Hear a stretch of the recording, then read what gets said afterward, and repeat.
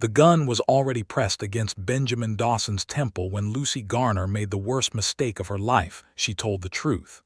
"He saved me," she said, her voice shaking but clear across the dusty floor of the Redemption Creek saloon. "Benjamin saved my life. And yours too, whether you want to believe it or not, Holt." Sheriff Harlan Holt's jaw tightened beneath his graying mustache. He was a thick man, built like a wagon wheel, and right now he stood between Lucy and the man she had come to love in a way she had never thought possible. His deputy, a weasel-faced young man named Cole Prater, kept the pistol pressed hard to Benjamin's skull with the kind of eagerness that made Lucy's stomach turn inside out. Benjamin did not flinch. That was the thing about him that had undone her from the very beginning. He never flinched. Even now, kneeling on the sawdust-covered floor with his hands bound behind his back, dust on his collar and dried blood on his chin, he looked at her with those dark, steady eyes as though he were trying to tell her something. As though he were still, somehow, trying to protect her. "Lucy Garner," Holt said her name like it was a sentence. "You stand there and tell me this man, a wanted outlaw with a price on his head from here to Santa Fe, is innocent." "I am telling you exactly that," she said. Her knees wanted to give. She would not let them. "And if you pull that trigger, Sheriff, you will be shooting an innocent man in cold blood in front of a room full of witnesses. Is that the kind of lawman you want to be?" The saloon was absolutely still. Somewhere behind her, a clock ticked on the wall.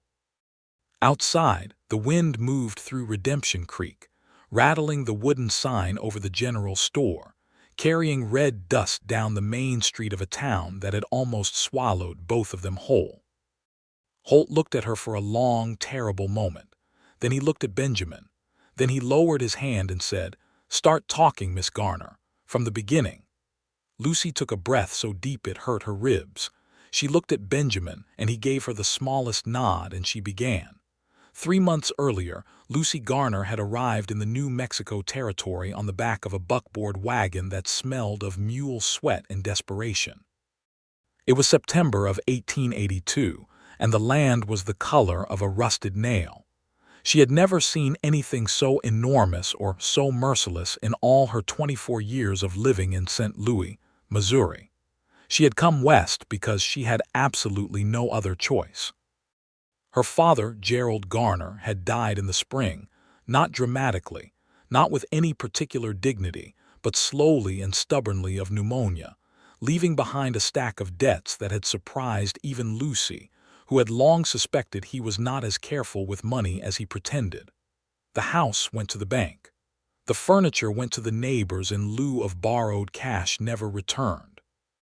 Lucy went to her aunt in Jefferson City for 2 months, sleeping in a room the size of a wardrobe, and watching her aunt's face grow tighter every week with the effort of not asking her to leave.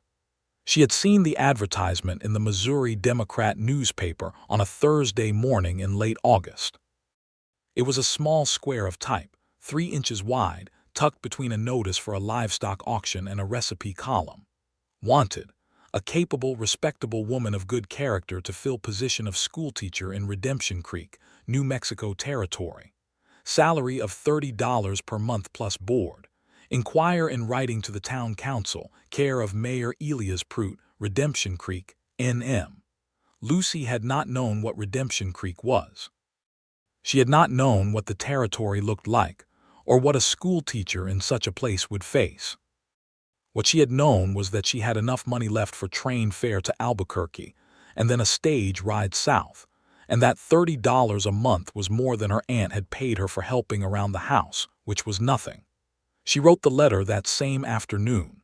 She had 3 years of formal schooling at the St. Louis Academy for Young Women, and had spent 4 years after that tutoring the children of wealthier families. She could teach reading, arithmetic, geography, and basic composition.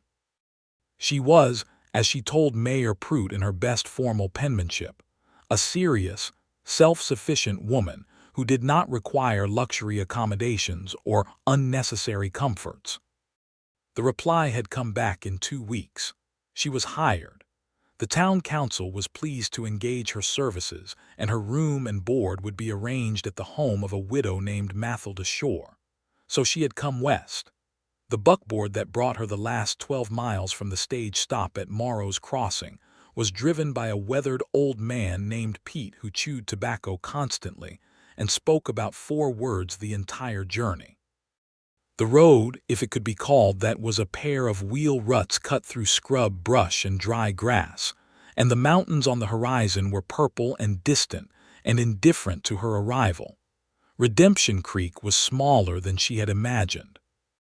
A single main street with a general store, a saloon called the Red Ace, a livery stable, a church, a small jail, and a handful of houses scattered behind like afterthoughts.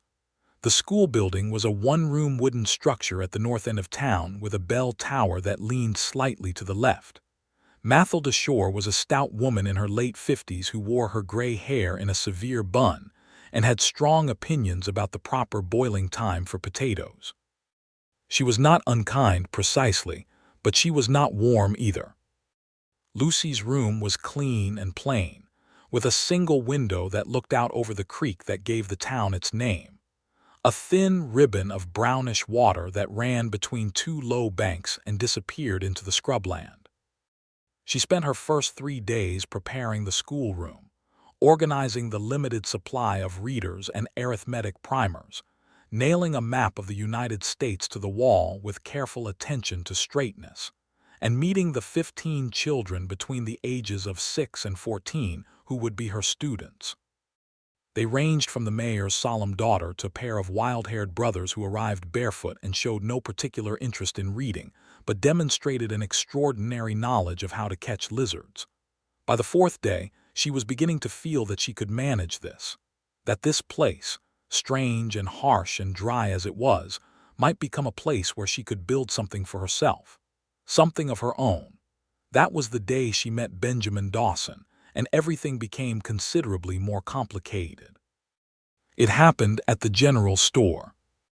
She had gone to purchase chalk and a small supply of writing paper, and she was standing at the counter working out her finances with the precision of someone who had very little margin for error, when the door opened behind her and the air in the room changed. She turned, the way you turn when you sense something significant, and found herself looking at a man who filled the doorway the way a thundercloud fills a horizon, not threatening precisely, but big enough to change the weather. He was tall, broad across the shoulders, with dark brown hair that needed cutting and a jaw that had not met a razor in several days. He wore a dusty trail coat and worn boots, and carried himself with the particular kind of quietness that Lucy had learned to recognize in men who had seen difficult things and decided not to talk about them. He might have been 30 or close to it. His eyes, when they met hers, were the deep brown of creek water after rain, and they held something she could not immediately name, a watchfulness that was not unfriendly, but was not entirely at ease either. He nodded to her with the automatic courtesy of a man raised to acknowledge women in rooms, then turned to the store owner and asked for a pound of dried beans, some coffee, and a box of cartridges for a Winchester rifle.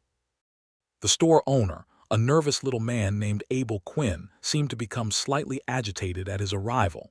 His hands moved faster, finding the items with too much haste, his eyes darting to the window and back again as though checking for something outside. Lucy pretended to examine the chalk selection with great focus. The man paid in coin, gathered his items, and turned to go. At the door he paused, and Lucy realized he was looking at her again. "You're the new schoolteacher," he said.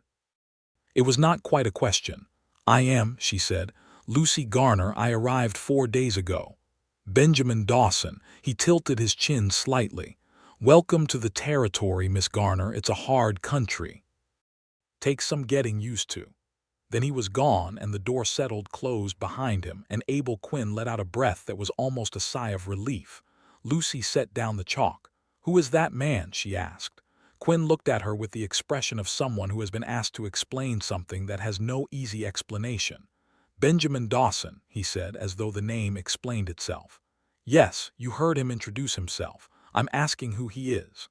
Quinn lowered his voice even though they were alone. "He's trouble, Miss Garner, that's what he is. Sheriff Holt will tell you the same. Best to stay well away." Lucy filed this information alongside many other things she was beginning to learn about Redemption Creek. That the town had more history than it appeared to, that its people held their secrets with the grip of a drowning man holding driftwood, and that something was not quite right beneath the surface of things. She paid for her chalk and paper and walked back to the schoolroom in the bright, merciless September sun. She did not plan to think about Benjamin Dawson again. This plan lasted approximately 1 week. The trouble started with the missing cattle. Holt Prater, no relation to the deputy, who owned the largest cattle operation within 30 miles of Redemption Creek, reported 60 head missing from his southern pasture. He immediately and loudly suggested that Benjamin Dawson was responsible. Holt, the sheriff, who shared the rancher's distrust of Dawson for reasons that were not immediately clear to Lucy, began conducting himself with the air of a man who had already decided the verdict before looking at the evidence. Lucy heard all of this secondhand, of course, from Mathilda Shore over supper. Mathilda had the particular gift of knowing everything that happened in Redemption Creek within hours of it happening. She delivered this information not with malice but with the calm certainty of a woman who had lived in a small town long enough to understand that gossip was essentially a form of local journalism. "They'll hang him if they can," Mathilda said, serving up a plate of beans and salt pork. "Sheriff Holt has been looking for an excuse for 2 years." 2 years, Lucy said. "What happened 2 years ago?" Mathilda pressed her lips together in that way she had, the way that meant she knew something but had decided not to say it. "That's not my story to tell," she said, and that was the end of it. Lucy might have left the matter entirely alone, except that the following Tuesday, while she was walking her students along the creek bank for what she had grandly described in her lesson plan as a nature observation exercise, she came around a bend in the creek and nearly walked directly into Benjamin Dawson. He was crouched at the water's edge, washing the grime from his face and hands. He startled upright at the sound of 15 children who had absolutely no ability to move quietly, and for a half-second Lucy saw something on his face that she had not expected to see there: pure, unguarded fear. Then it shuttered closed and he straightened, and he was the same quiet, watchful man she had seen in the general store. "Miss Garner," he said. He looked at the children with what appeared to be genuine wariness, as though they were a more unpredictable threat than men with guns. "Mr. Dawson," she said, "are you all right? You look—" She paused because what she had been about to say was that he looked like a man who had been running, and she was not sure how to say that politely. "I'm fine," he said. His jaw was set in a way that suggested he was deciding how much to say, just passing through.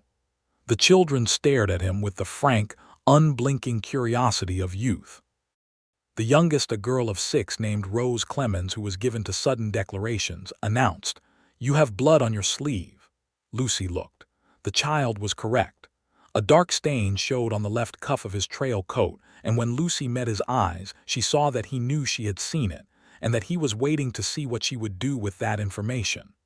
"Rose," Lucy said with impressive calm, "can you show the others where the dragonflies were sitting on the rocks upstream? Remember, we are looking for insects today." Rose, who found dragonflies considerably more interesting than bleeding strangers, immediately herded her classmates upstream with the authority of someone 3 times her age. Lucy looked at Benjamin Dawson. "You should have that looked at," she said quietly. "I'll manage. Will you?" She looked at the stain, which was larger than a casual injury would produce. "Because it looks like you won't, actually." There was a pause between them, long enough for the creek to make several remarks about the situation, and then something in his expression shifted, not quite softening, but opening, like a door pushed by wind rather than by choice. "I can't go to Doc Pearson," he said. "Holt has a man watching his office." Lucy thought about this. It was not a slow, careful thought. It was the fast, clear thought of a woman who had learned to make decisions quickly because hesitation had never served her. "Sit down," she said. "I have a handkerchief." He sat. She knelt beside him and tied her handkerchief around the wound on his forearm, a graze from a bullet, she thought, though she did not ask, with the same practical efficiency she applied to scraped knees and splinters in the schoolroom. Her hands were steady. She was proud of how steady they were. "You'll need it properly cleaned," she said. "Mathilda Shore keeps a full medicine cabinet. She won't say anything." He looked at her with an expression that was new, something between surprise and skepticism. "You don't know me," he said. "Why would you help me?" "You said welcome to me when no one else had," she said. Then she stood and brushed the creek mud from her skirt and called her students back before he could respond to that. She did not look back as she walked them toward town, but she felt his gaze on her back for a long time, and it was not an unpleasant feeling, which worried her considerably. That evening, after dark, there was a soft knock at the back door of Mathilda Shore's house. Mathilda, who appeared to have been expecting something like this, let Benjamin Dawson in without comment, sat him down at the kitchen table, and cleaned his arm wound with carbolic solution and a focused expression. Lucy sat across the table and tried to appear as though she regularly participated in the clandestine treatment of wounded fugitives. "You need to tell me what happened," Mathilda said. It was not a request. Benjamin looked from one woman to the other. He seemed to be weighing something. "I didn't take those cattle," he said. "Holt knows I didn't take them. He set the whole thing up." "Why?" Lucy asked. And that was when he told them, or the beginning of it at least. 2 years ago, Benjamin Dawson had witnessed Sheriff Harlan Holt accepting a bribe from a man named Fletcher Cade, who ran a protection operation across 3 counties. Ranchers paid Cade to keep their property safe. Those who refused to pay found their property remarkably unsafe. Holt was Cade's inside man in Redemption Creek, looking the other way, misdirecting investigations, making sure the wrong men got blamed for the right crimes. Benjamin had been a cattle buyer at the time, passing through on a purchasing trip. He had seen the exchange from a stable loft where he'd been resting his horse, and he had been stupid enough, or decent enough, which amounted to the same thing, to report it to the federal marshal's office in Santa Fe. What he had not anticipated was that Cade had people in the marshal's office too. By the time the investigation made it back to Redemption Creek, it had somehow transformed into an investigation of Benjamin Dawson, accused of rustling cattle, fraud, and 2 other charges he described with the bone-tired weariness of a man who has spent 2 years defending himself against things he did not do. "You have no proof," Mathilda said. It was not unkind. "I have a letter," he said. "Written by Fletcher Cade's former bookkeeper who died 6 months ago in Albuquerque. Before he died, he wrote down everything, the names, the amounts, the dates, including 3 payments to Holt. I've been trying to get that letter to someone I can trust for 8 months. "Who has the letter now?" Lucy asked.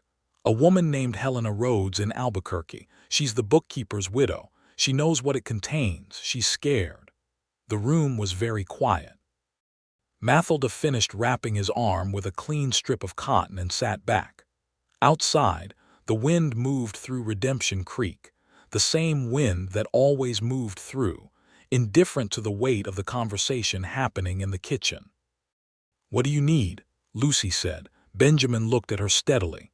"I need someone to get to Albuquerque and back without Holt knowing, and I need that person to carry something on my behalf to the federal circuit judge who passes through here in November, Judge Warren Alcott. He's the only one in this territory I would trust with something like this." November was 6 weeks away. Lucy thought about it. She thought about Mathilda's medicine cabinet and the carbolic solution, and the practical way the older woman had treated his wound without asking him to justify himself. She thought about the look on Abel Quinn's face in the general store, that nervous, cornered look. And she thought about the careful way the whole town of Redemption Creek moved around the shape of Sheriff Holt as though he were a stone in a river, something permanent that redirected everything around it. She thought about the fact that she had come to the territory with nothing and was building something, and that the thing she was building was only possible if the people around her were able to live without the particular weight of a corrupt sheriff pressing down on everything. "I'm going to need a good reason to travel to Albuquerque," she said slowly. Mathilda said, "The Schoolteacher Association holds a regional meeting in Albuquerque in October. I have the notice somewhere." Both Lucy and Benjamin looked at her. Mathilda stood up from her chair with the calm dignity of a woman who has always known more than she reveals. "It seemed like useful information to have," she said, and went to find the notice. In the weeks that followed, Lucy Garner and Benjamin Dawson developed a relationship that was, on the surface, absolutely nothing. A few brief conversations at the general store, a nodded greeting when he passed through town, the kind of carefully casual interaction that could not possibly draw attention. Below the surface, it was everything else. He began appearing at the creek on Tuesday afternoons during her nature observation walks. They would send the children upstream with their collection jars and walk along the bank talking quietly, speaking about the letter and Holt and Fletcher Cade and Judge Alcott's schedule, talking about practical things, strategic things, necessary things. But they also talked about other things. She told him about St. Louis and her father, and the strange flat grief of inheriting only debt from someone you had loved. He listened with his full attention, which was a quality Lucy had not encountered often enough in men, and which undid her somewhat. He did not offer advice or consolation, which she also appreciated. He simply listened, the way the territory itself listened, receiving sound into a great, patient silence. He told her about his life in pieces, not all at once, not in any orderly confession. He had grown up in Texas, the second son of a rancher who had lost everything to a drought when Benjamin was 14. He had worked cattle drives from Texas to Kansas through his late teens, spent 2 years working as a cattle buyer for a trading company in Kansas City, learned to read contracts and assess livestock, and manage his own accounts. He was, she came to understand, a serious and capable man who had been deeply unlucky, which was entirely different from being a bad man, though the difference was not always visible from the outside. He had never been married. He had come close once, he said, in Kansas City, but something in his expression when he said this suggested it was not a story he was ready to tell, and she did not push. She filed it away in the careful interior library she was building of who Benjamin Dawson actually was, as distinct from who the town of Redemption Creek believed him to be. They were careful. They were very, very careful. And yet, the first time he touched her hand, it was accidental, or near enough to accidental that they could both pretend it was. They were leaning over the bank to look at something she had pointed out in the water, and his hand closed briefly over hers to steady her on the uneven ground, and the contact lasted perhaps 3 seconds and felt like considerably longer than that. They both straightened simultaneously and looked away in opposite directions with the coordinated efficiency of people who had not at all been thinking about what they had just felt. The second time, it was raining. Not the dramatic western storm she had been told to expect, but a steady, gray October rain that moved in from the mountains and turned the main street of Redemption Creek to mud.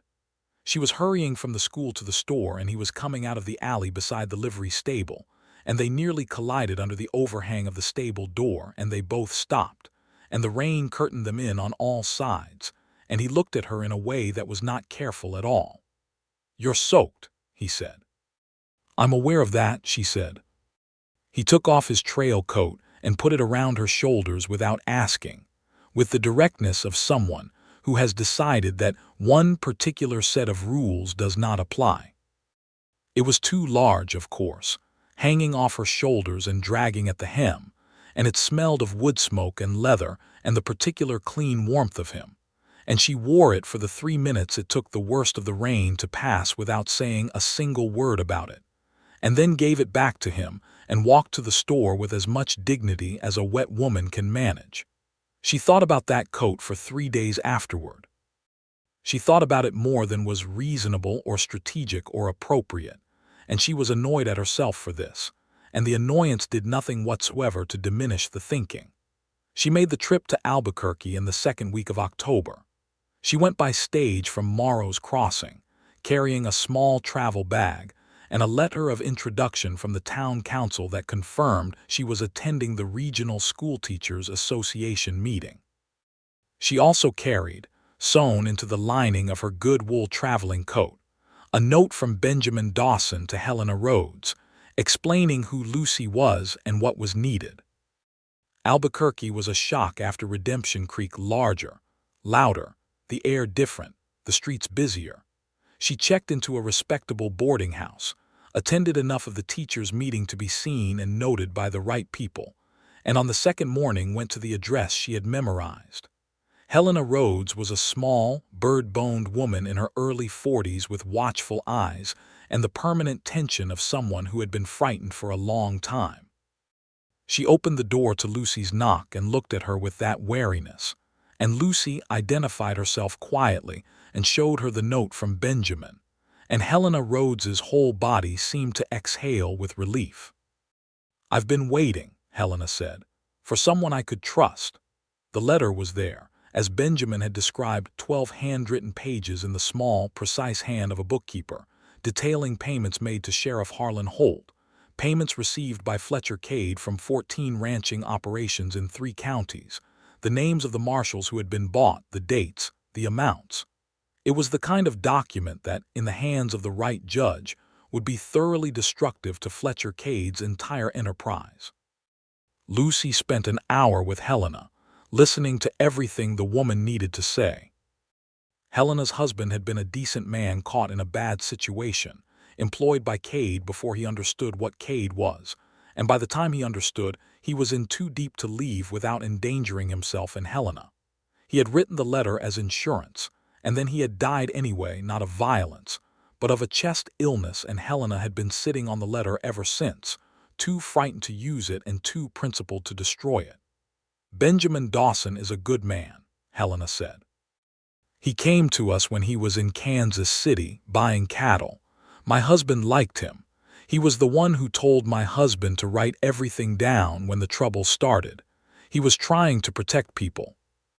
Lucy tucked the letter into the specially sewn interior pocket of her coat and came back to Redemption Creek on the Friday stage with her head absolutely level and her heartbeat carefully controlled. And she delivered the letter to Mathilda Shore's kitchen that same evening, and Benjamin sat across from her and looked at the pages and then looked at her with something in his face that was very close to wonder. "You weren't followed," he said. "I was not followed," she said. "Helena is all right. She is. She said to tell you that Thomas would be glad." He nodded slowly. The lamplight in Mathilda's kitchen was warm and golden, and the wind was outside again, always the wind in this country, and Mathilda had found a reason to be in another part of the house entirely, with the excellent discretion of a woman who understood human nature. "Lucy," he said. It was the first time he had used her name without the miss, and the sound of it in his voice was something she would remember for a very long time. "Yes," she said, though he had not yet asked a question. He reached across the table and covered her hand with his, not accidental this time, not brief. He simply held her hand and looked at her, and she did not look away, and neither did he, and the kitchen was completely silent except for the wind outside and the tick of Mathilda's clock. "I don't know how this ends," he said. "Neither do I," she said honestly. "It could go badly." "It could," she agreed. "A lot of things could go badly. That has never seemed like a sufficient reason not to try." He was quiet for a moment. His thumb moved over the back of her hand, a small movement, careful. "You are not what I expected," he said. "What did you expect?" "Someone more frightened," he said. "Most people are more frightened." "I am frightened," she said. "I just find it less useful than being practical." He looked at her with that expression that was almost wonder and definitely something else too, something warmer, and she felt the heat of it in the center of her chest like a lantern being lit from the inside. They sat like that for a long time, her hand in his, the wind moving outside, the lamp burning low, neither of them saying much but all of it being said nonetheless. The weeks between the return from Albuquerque and Judge Alcott's arrival were not peaceful. Fletcher Cade came to Redemption Creek in the third week of October, which he had apparently done before riding in with 3 men and visiting Holt at the jail, and conducting the business of whatever arrangement they had with the curtained efficiency of men who believed themselves above consequence. Lucy saw him from the schoolroom window. He was a tall man, elegantly dressed for the territory, with gray at his temples and a smile that occupied only the front part of his face, none of the depth of it reaching his eyes. He looked like the kind of man who gave money to churches and ruined people in the same afternoon. He saw her too, she thought. He glanced at the schoolroom window and his eyes paused there for a moment before moving on, and she felt with the absolute certainty of instinct that she had been noted. Benjamin confirmed it that Tuesday at the creek. He was tense in a way she had not seen before, not frightened, but vigilant, alert the way a man is alert when the threat is close. "Cade knows something is being planned," he said. "Someone talked, or he has people watching more carefully than usual. We need to be more careful." "We've been careful," she said.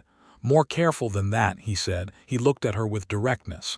"Lucy, if this goes wrong, don't," she said. "I need to say it. Then say it quickly." He exhaled. The creek moved between its banks below them. The children were downstream arguing cheerfully about the relative merits of various insects. "If this goes wrong, I don't want anything to touch you. Whatever happens, you had no knowledge of the letter. You were going about your work." "That is the most foolish thing you've said to me," she said calmly. "I am in this. We are in this together. Those are not the same as separate things." He looked at her for a long moment. Then he said, quietly and plainly, "I'm in love with you." The creek made its remarks. The wind moved through the grass. Lucy's heart did something large and involuntary and impossible to pretend she had not felt. "I know," she said. Her voice was steady. "I have been trying to be practical about that." "Has it worked?" "No," she admitted. Something shifted in his expression, the relief of it, the warmth.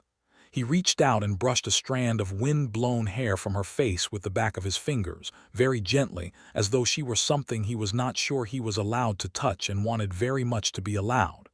"I'm in love with you too," she said, in case that was not completely evident. He smiled then, a real smile, not the cautious, controlled version she had seen before, but something full and genuine and young, and it transformed his face entirely. And she thought that whatever happened next, she would carry that smile with her for the rest of her life. He kissed her then, or she kissed him. It was impossible afterward to say who moved first, only that it happened with the inevitability of something that had been building for 8 weeks in creekside conversations, and shared lamplit evenings and the wearing of coats in the rain. The kiss was gentle and deliberate and tasted of coffee and sincerity, and when they drew back, Lucy's cheeks were warm and she was smiling in spite of every intention to remain composed. "We still have to get through November," she said. "I know," he said. He was still smiling. "Stop that," she said. "I'm trying to be strategic." "You can be strategic and I can smile," he said. "Those are not the same as incompatible things." She laughed, which was not at all strategic, and the children downstream heard her laugh and came running back upstream to see what was funny, and the moment passed into the practical afternoon, and nothing was resolved and everything had changed. It was Cade who moved first, as it turned out. He moved in early November, 11 days before Judge Alcott was scheduled to ride into Redemption Creek on his circuit. 3 of his men appeared at the outskirts of town on a Monday evening, and by the following morning, they were asking questions in the saloon and on the street in the unsubtle way of men who are using questions as a message rather than a method of gathering information. The message was, "We know something is happening, and we are here."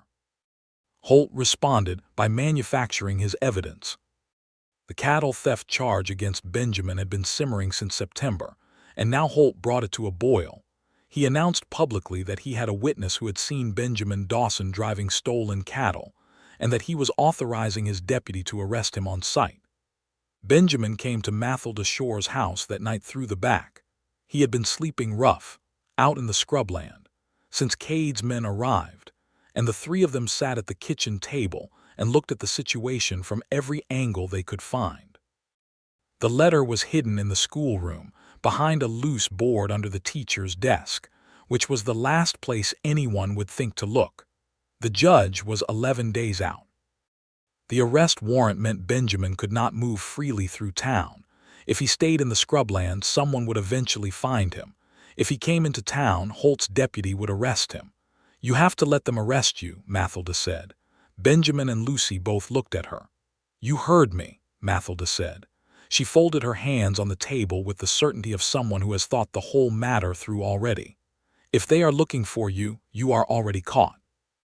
You can spend 11 days running, or you can walk into the jail and spend 11 days being visible and accounted for while Lucy holds the letter and presents it to the judge the moment he arrives." "The jail is not safe," Benjamin said.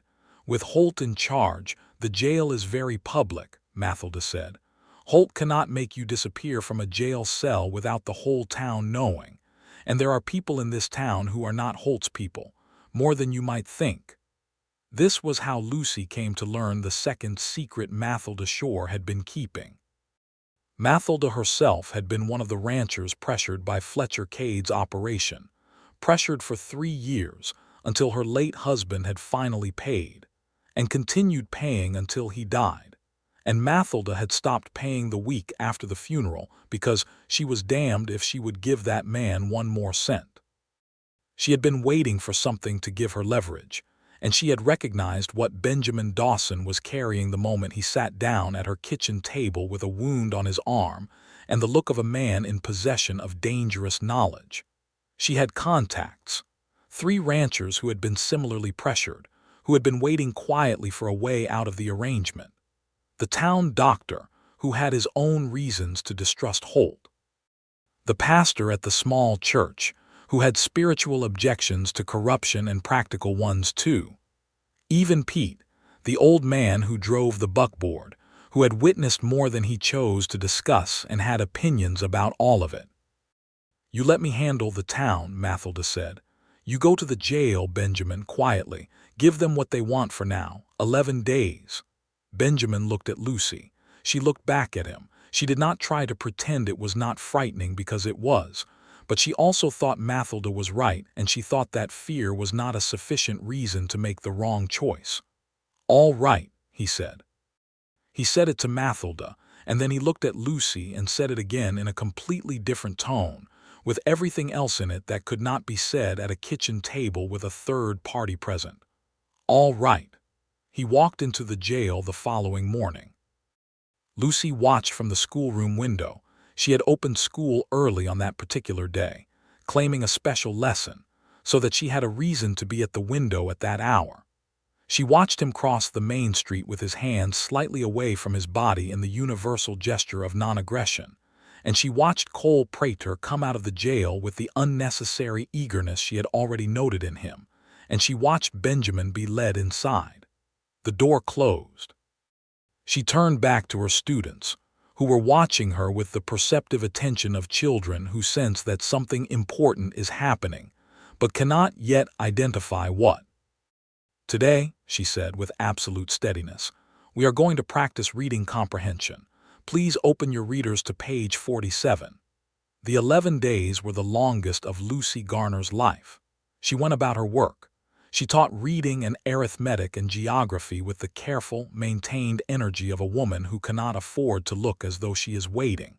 She took her students on their Tuesday walks. She ate dinner at Mathilda Shore's table and helped with the dishes afterward.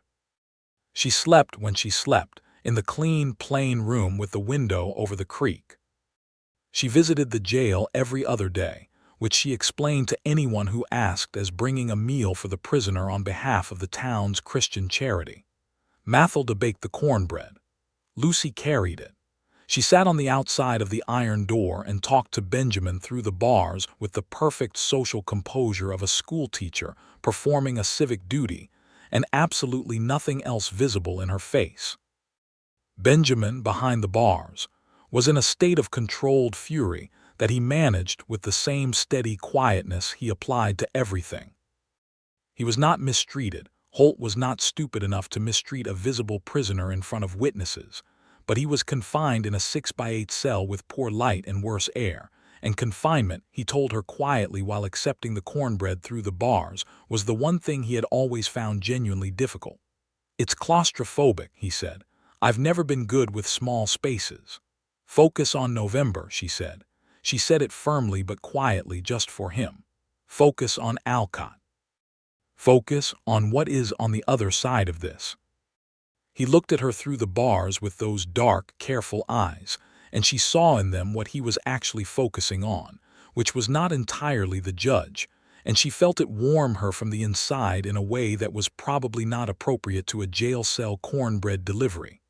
"I am," he said. On the 8th day, Cole Prater found out about the letter. Lucy did not know how. She suspected that Fletcher Cade, who was still in town with his men, had put pressure on someone. Who it was, she never discovered, or perhaps Prater had simply been watching the schoolroom more carefully than they had allowed for. What she knew was that on the morning of the 8th day, she arrived at the schoolhouse to find the lock broken and the interior disturbed. The letter was gone.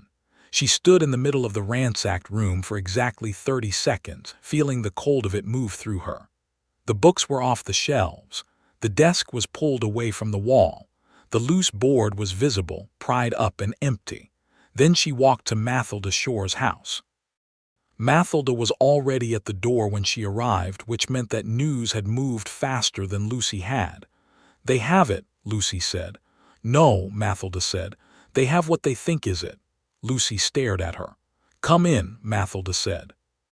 At the kitchen table, Mathilda Shore explained that 3 weeks earlier, the week after Lucy had returned from Albuquerque, she had made a copy of the letter, every page in her own careful hand, reproducing the bookkeeper's words. The original was hidden beneath the floorboards of the school, but the copy was in Mathilda's possession, sewn into a quilted cover that sat, unremarkably, on the back of the parlor sofa where it had sat for 15 years. "You made a copy," Lucy said. "I have always believed," Mathilda said calmly, "in redundancy. It is what running a household alone for 8 years teaches you." Lucy sat down heavily. The relief was enormous, almost dizzying. "Holt will realize quickly that it's a copy. Some of the details will look identical to the original," Mathilda said, "because I am a very thorough copier. It will take him time to verify, time we have." 3 days remained until Judge Alcott. When Holt confronted Benjamin in the jail with the letter, or what he believed was the letter demanding to know where the original was hidden and who else had seen it, Benjamin told him, with the calm of a man who genuinely does not know the answer to the question being asked, that he had no idea what Holt was talking about. He had been in a jail cell for 8 days. How would he have hidden anything anywhere?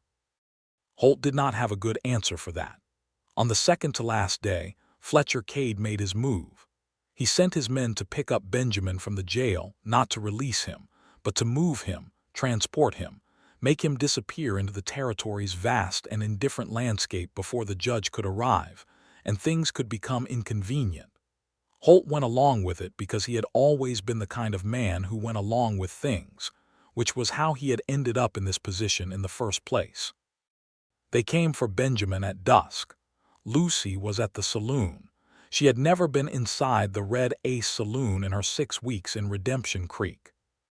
She walked in through the front door at 5:30 in the evening, which was not the moment when respectable schoolteachers typically entered saloons, but which was precisely when she needed to be there.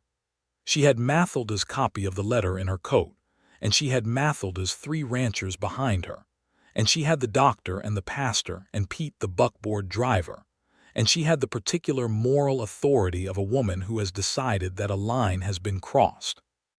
She stood in the middle of the Red Ace and addressed the room. She told them everything. Not quietly, not strategically, not with careful diplomacy. She told them about Fletcher Cade and the protection payments, and the Bott Marshal's men and sheriff, Holt's 3 years of bribery, and the letter written by Thomas Rhodes in Albuquerque.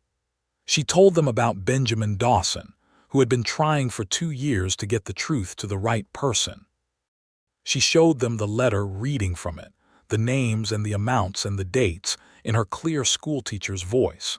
And she watched the room's face change as the accumulated weight of things people had suspected but not confirmed landed all at once. Then she said, "They are moving him tonight. If you let them take him out of this town, he will not come back and none of this will matter. The judge arrives tomorrow morning. This town has one evening to decide what kind of place it is." The saloon was silent for a long moment. Then 3 ranchers stood up, and the doctor, and the pastor, and Pete, and then other men Lucy did not know, men who had been listening and thinking and deciding, and the room was full of people standing up, which meant Redemption Creek had decided. It was a chaotic half-hour. Lucy was not in the middle of it. She made her way to the jail directly, while others converged on the street. And that was when she arrived to find Holt and his deputy already there, Prater with his gun to Benjamin's head, Benjamin kneeling in the sawdust, and Holt demanding to know where the original letter was. And Lucy Garner said, "He saved my life. And yours too." The room was full of people by the time Lucy finished telling the story to Holt. All of Mathilda's recruits, plus a considerable portion of the Red Ace's clientele, had made their way to the jail and now stood in various postures of civic participation, filling the doorway and the windows, and making it abundantly clear that whatever happened next would happen in front of a significant audience. Holt looked at the room. He was not a stupid man. He had always been, underneath everything, a man who operated on calculation, what he could get away with, what the consequences would be, what the balance of power looked like. Right now, the balance of power looked like a roomful of his constituents, and the word tomorrow written on the face of a federal judge's arriving circuit schedule. Cole Prater, who was significantly less experienced in calculation, looked at the room with the expression of someone who has just realized that the situation has shifted in a direction he had not anticipated. His hand wavered on the gun. "Cole," Benjamin said quietly. He had not moved. He was still kneeling in the sawdust with his hands behind his back, and his voice was entirely level. "Put the gun down. You are 22 years old. This is not the hill you want to die on." Prater looked at him. Something moved across his face, doubt, and the particular young man's version of doubt that contains within it the possibility of being a different kind of person than you have been. He lowered the gun. Holt looked at Lucy. His face had gone through several things and had landed somewhere that was not defeat but was adjacent to it, the face of a man who has run out of moves. "You have no original letter," he said. "I have the copy," Lucy said, "which contains every name and every amount and every date. And tomorrow morning, Judge Alcott will have it. And Helena Rhodes in Albuquerque can be summoned to testify in person, and several ranchers in 3 counties can testify to payments made under duress, and I believe you know as well as I do how that testimony is going to go." Holt stared at her. Then he looked at Benjamin, still kneeling, watching everything with that impossible steadiness. Then he looked at his hands, which he had apparently never looked at quite this carefully before. "Let him up," Holt said. Prater stepped back.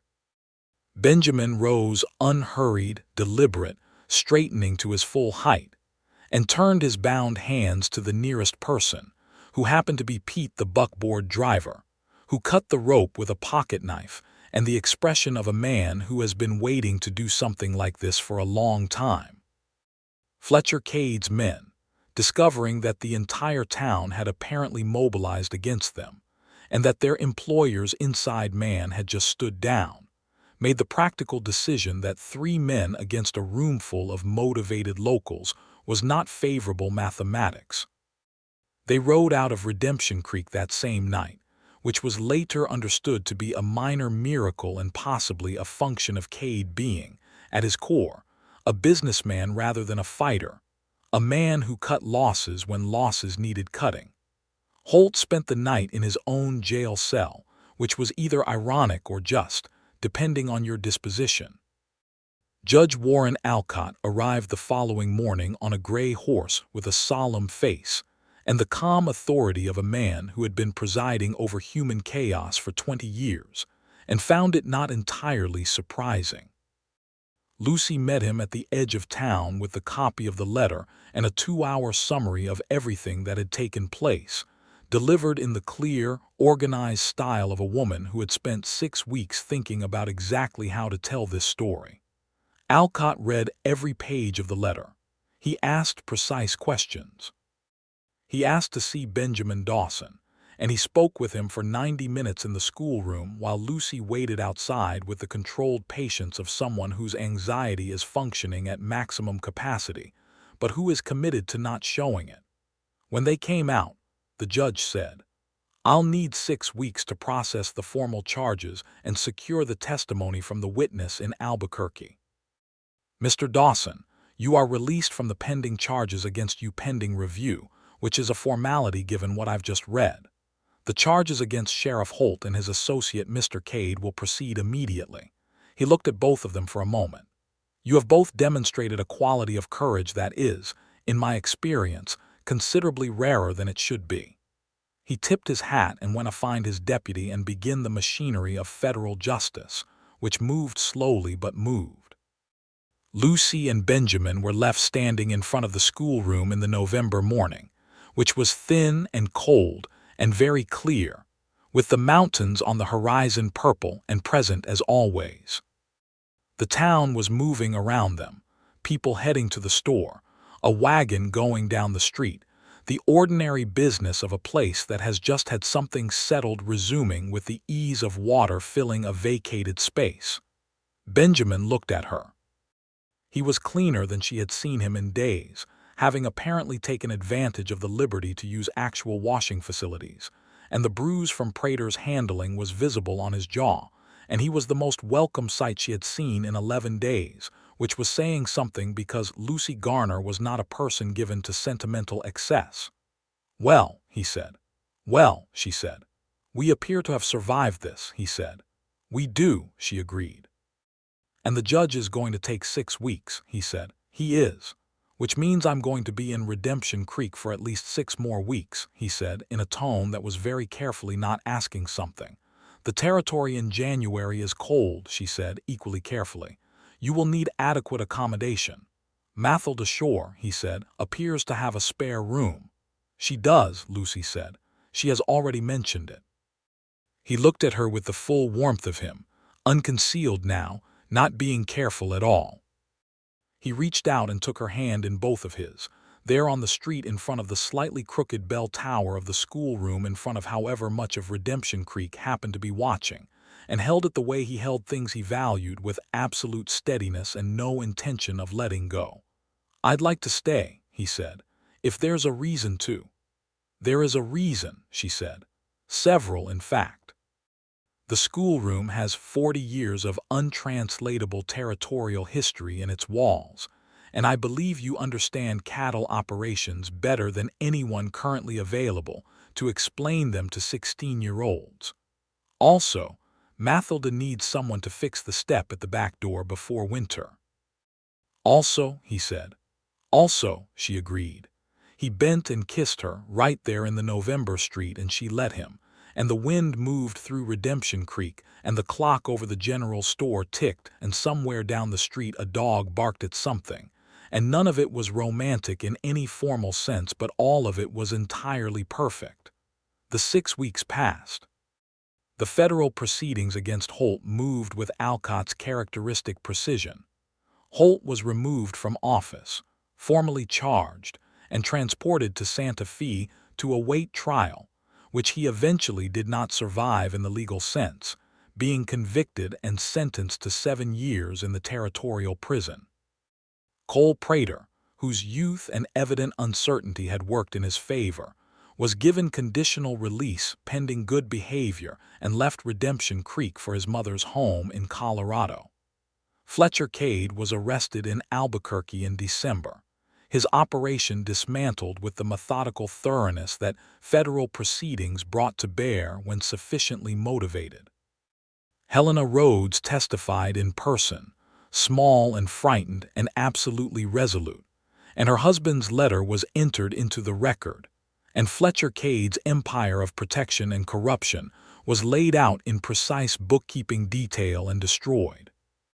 The ranchers who had been paying protection returned their payments to no one in particular, and spent the winter with the lighter feeling of men no longer carrying an invisible weight. Redemption Creek, in the absence of Holt, elected a new town marshal. He was a quiet rancher named Elias Strand who had no interest in corruption and a significant interest in a peaceful town, and under his watch, the place settled into a different kind of ordinary than it had been before, less afraid, more itself. Benjamin stayed in Mathilda Shore's spare room. He spent January helping where help was needed. The back step was fixed within his first week, and the schoolroom's leaning bell tower was straightened by a team of 3 men he organized on a Saturday morning. He consulted with 2 of the ranchers about their cattle operations, the knowledge from his Kansas City years proving genuinely useful in ways that generated goodwill and small payments in cash and kind. He and Lucy spent their evenings at Mathilda's kitchen table, which had become the center of something that felt very much like a life being built. They talked about everything: the students, the territory, the proceedings in Santa Fe, books she had brought from St. Louis and he borrowed and read with the concentrated attention he gave everything. They talked about what they wanted, not strategically, not as means to an end, but as 2 people who had reached the point of honesty that comes after you have been through something difficult together and discovered that the other person is exactly who you needed them to be. In February, he asked her to marry him. He did not do it dramatically. He did it the way he did most things, directly, quietly, with the full weight of his attention. They were at the kitchen table with the lamp between them and Mathilda in the other room with her characteristic and excellent discretion, and he set down the book he had been reading and looked at her and said, "I want to stay in Redemption Creek. I want to build something here with you, if you'll have me." Lucy looked at him. She thought about St. Louis and the room in her aunt's house and the newspaper advertisement and the long buckboard ride through the red-nailed landscape of the territory and the creek where they had talked and the cornbread through the jail bars and the letter and the moment in the street with the clear November air and his hands holding hers. "Yes," she said. It was very simple, very definite, and she meant it with everything she had. Mathilda Shore, from the other room, said loudly that she had been expecting that for some time and that they should tell her when they wanted to celebrate so she could bake something.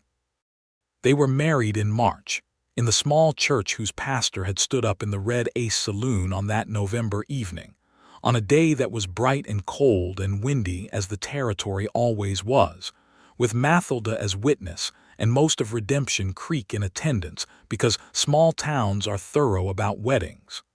Lucy wore her best dress, which she had not worn since St.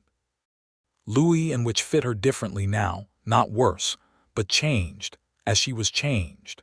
Benjamin wore a new suit he had ordered from the general store's catalog, which had arrived 2 weeks previously, and which fit him well enough that Mathilda had approved it with a decisive nod. He held her hands through the ceremony with the same steadiness she had always known in him, and when the pastor got to the part about the promises, Benjamin made them with his eyes on hers and the absolute seriousness of a man who means everything he says, and she made them back with the absolute seriousness of a woman who does not say things she does not mean. The kiss was somewhat shorter than the one in the November street, given the audience, but it meant considerably more. They moved into a house at the edge of town in April, a small place, nothing extravagant, that had been empty since the previous year's occupant had headed for California. It needed work. Benjamin did the work on the weekends, and Lucy contributed organizational precision and opinions about where windows should be in rooms where there were not currently windows, and by May it was a house that felt entirely like theirs. That spring was a good one. The territory greened not lushly, not in the way Missouri greened, but in its own spare, particular way, the scrub brush going almost golden, the creek running higher, the mountains shifting through shades of purple and blue as the weather changed. Lucy's students did better than she had expected across the board, the two wild-haired lizard-catching brothers having unexpectedly and passionately taken to arithmetic, and Rose Clemens having demonstrated a reading comprehension that suggested she would be difficult to contain within a one-room schoolhouse for long. Benjamin found his footing as a cattle broker, working the territory between Redemption Creek and the larger markets, buying and selling with the knowledge and integrity that proved over time to be his genuine competitive advantage in a trade that had its share of men who operated with neither. He made a modest living at first, and then a reasonable one, and the trajectory was clearly upward. In June, Lucy told him she was expecting a child. She told him in the kitchen of their house, in the morning before school, with the same direct simplicity she brought to everything. He looked at her for a moment that contained many things: surprise, which passed quickly, and then something enormous and quiet, and then the smile that she loved most in the world, the full, unguarded one that made him entirely himself. He crossed the kitchen and put his arms around her and held her for a long time, not saying anything, which was entirely the right thing. "In February," she said, against his shoulder. "Dr. Pearson says February." "February," he said. He said it like it was a destination he had been looking forward to for years.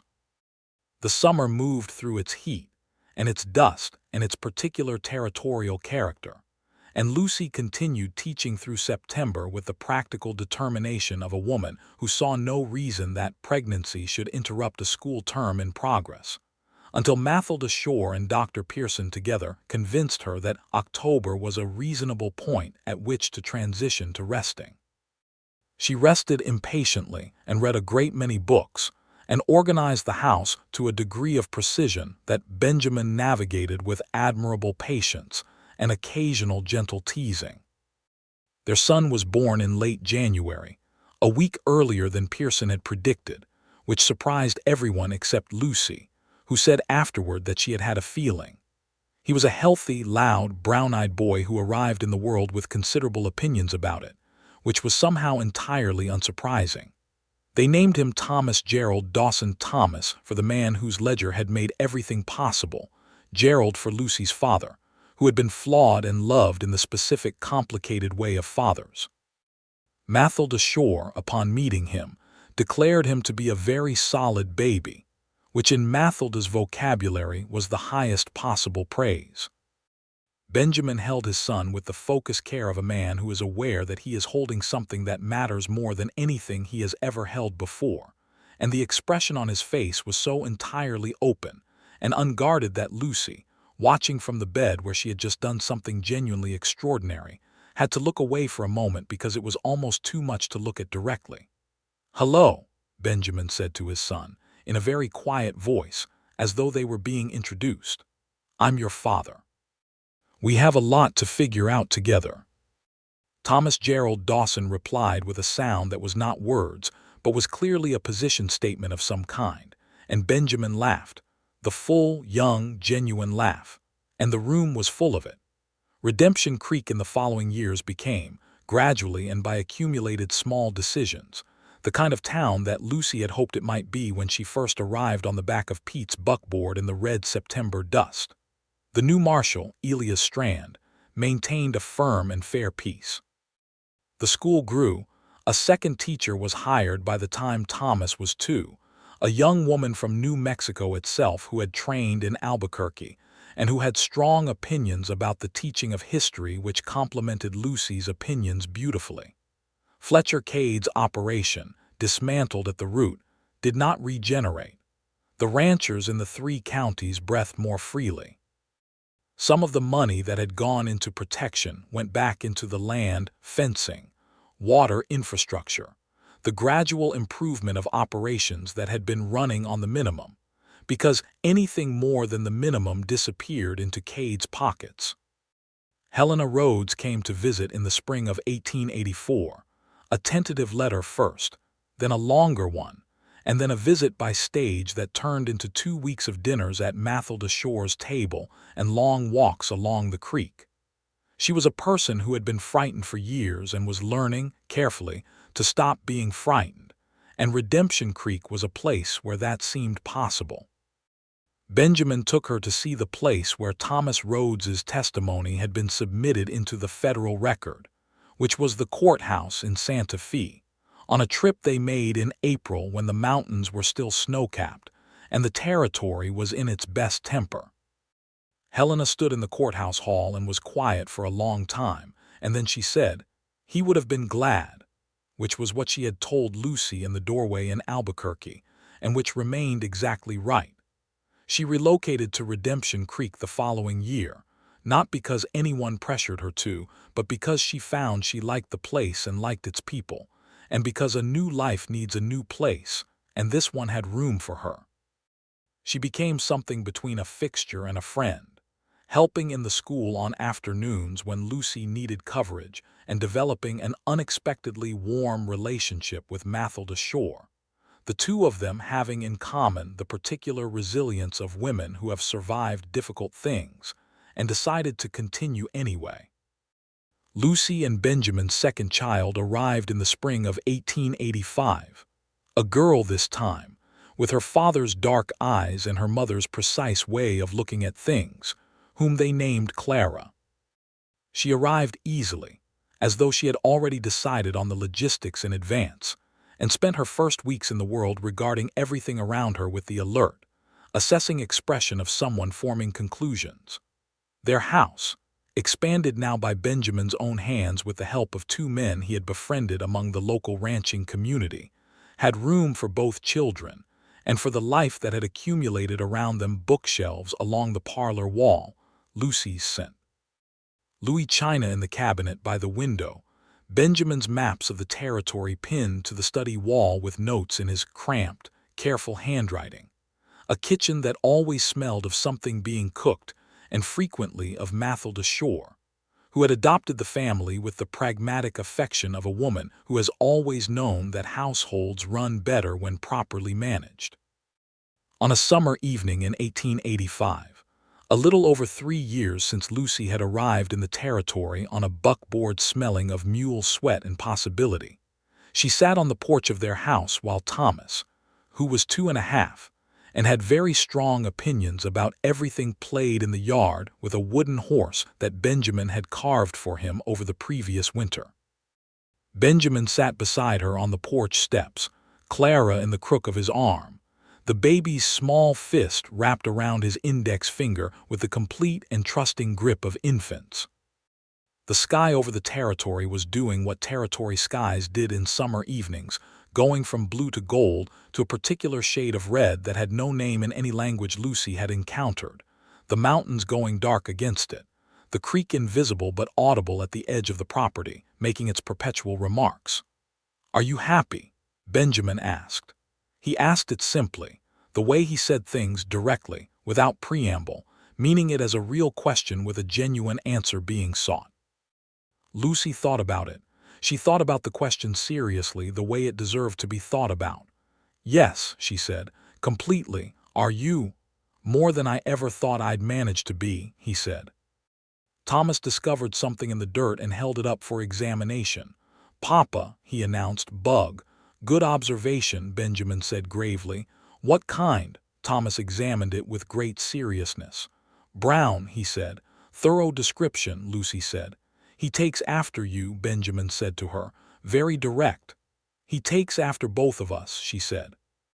Benjamin looked at her with the warmth that had not diminished in 3 years, but had deepened, the warmth of something that had been tested and found real, and was therefore more certain than it had started.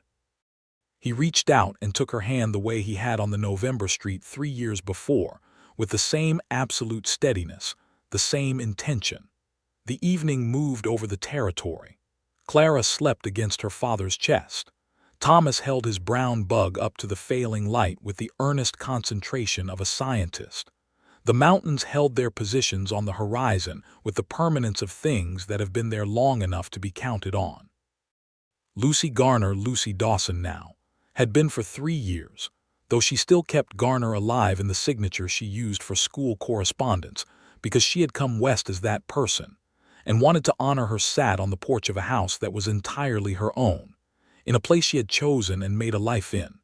beside a man who had come to her across a creek bank and a jail cell and a chaotic November evening and everything that had happened before and after. And she felt the simple, vast, unglamorous, absolute contentment of someone who is exactly where they are supposed to be. "Benjamin," she said. "Yes," he said. "Thank you," she said. She did not specify what for. It was not a specific thing, but a total thing. Everything since September 1882, every conversation at the creek, every careful strategy and every uncareful moment and every kiss and every cornbread delivery and the coat in the rain and the name in his voice, and the look on his face when Thomas was born, and the evening right now with the red sky over everything. He understood, because he always understood what she meant when she said things. He pressed her hand between his. He said, "Thank you." They sat as the evening went dark and the stars came out enormous over the territory, more stars than Lucy had ever seen instant. Louis more than seemed necessary or possible, the sky crammed with them the way the territory was crammed with space and silence, and the particular hardness and beauty of a land that asked everything of you and gave everything back. Inside the house, a lamp was burning. Outside, the creek moved. The mountains held their positions. The wind moved through Redemption Creek as it had always moved, as it always would. And on the porch of the house at the edge of town, Benjamin Dawson held his daughter and his wife's hand and looked at his son investigating the evening grass, and the whole complicated, harrowing, unlikely, absolutely right story of how they had arrived at this particular evening settled around them like something perfectly understood. Thomas set down his bug and came to the porch steps and climbed into his father's lap on the side where Clara wasn't, with the territorial efficiency of a 2-year-old who knows his place and intends to occupy it fully. Benjamin held both of them and looked at Lucy over the top of Thomas's dark hair. She looked back at him. Everything was entirely resolved. Everything was entirely as it should be. The creek moved. The stars held their positions. The wind was always there, indifferent and perpetual, and somehow, in this particular moment, almost like a blessing. Redemption Creek, New Mexico Territory, 1885. It was, Lucy Garner Dawson thought, precisely the right place to be.